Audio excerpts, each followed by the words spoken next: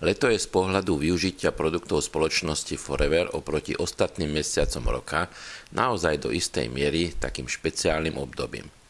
V prvom rade pre oveľa vyššie teploty, potom pre dovolenkovú migráciu ľudí a aj pre naše aktívne pohybové prebudenie sa.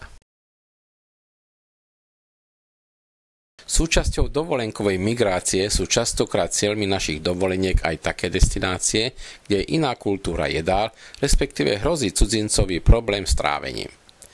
Egypt, Tunisko, Maroko, Alžírsko a možno aj Turecko či Cyprus patria medzi takéto oblasti, kde vďaka vode, na ktorú náš organizmus nie je zvyknutý, hrozí tzv. Faraónová pomsta. A iste nie je príjemné zbytok dovolenky tráviť hľadaním toaliet. Preventívne si môžeme dať každé ráno kapsulku našich foreveráckých aktívnych probiotík a spolu s pohárom vody vypiť aj za lyžičku aktivátoru. Naše probiotika majú okrem iných aj tú výhodu, že ich nie je potrebné držať v chladničke a ak nás tá pomsta predsa len chytí, tak si dávky v pohode zdvojnásobne a ak máme aloe gel či berry, tak si ho pridajme takisto. Na trávenie je všeobecne často doporučovaný aj produkt Fields of Greens.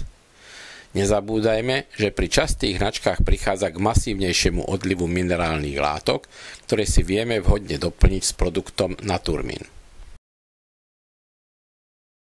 Stojí za to si naše produkty pribaliť a využiť, veď aj vďaka nim sa naša letná dovolenka stane úžasnou a nezabudnutelnou.